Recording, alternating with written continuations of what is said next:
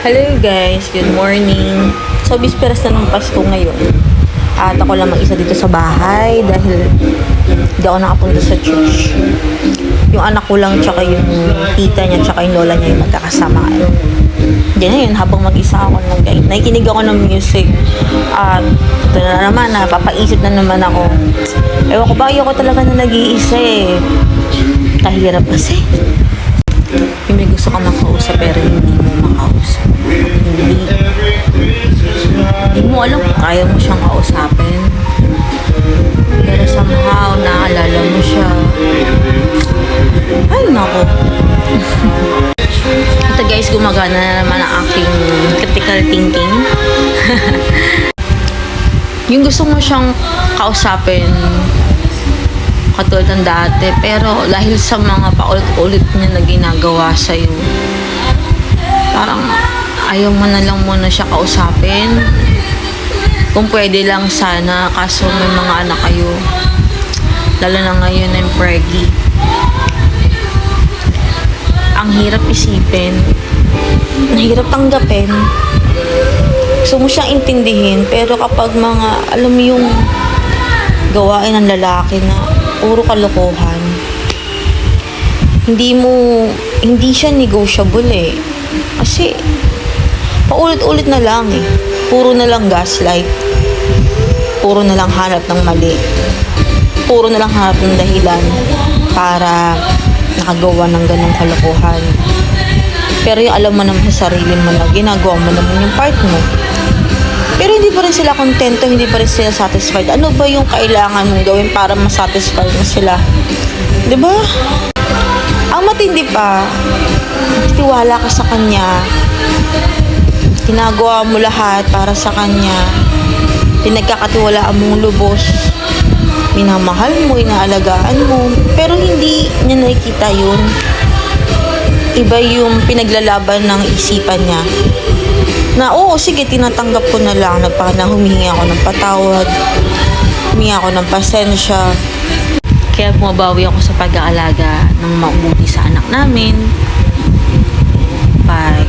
iingat sa pagbubuntis ko. Kaso hindi natin maiwasan na itong second pregnancy ko, napaka-sensitive ko pala, sobra.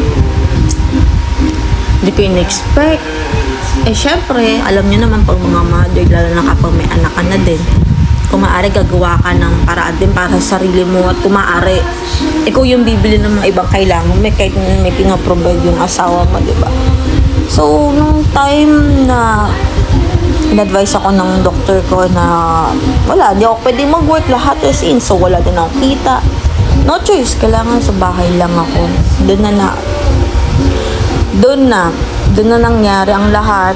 At pinipilit ko sa kanya explain yung mga priorities namin, pero it turns out na ako pa yung hindi ko alam yung priorities ko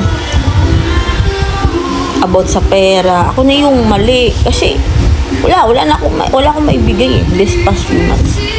Hindi ko mabigay lahat ng kailangan kasi natigil na ako sa trabaho. Pero nung time na trabaho ko, kung maaari ako lahat at nakakapag-save ako. Ang hirap ng ganung sitwasyon, guys.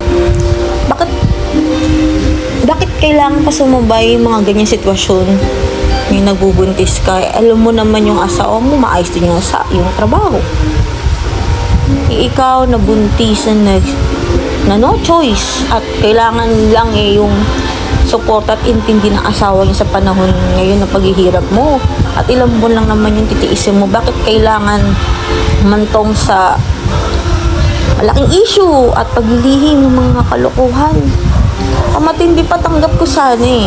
Tanggap ko yung mga pagdidisiplina, pag-advise sa akin, yung mga galit niya. Kasi doon tayong asawa, di ba? At hindi natin asawa natin, lalo na nasa ibang bansa silang tatrabaho.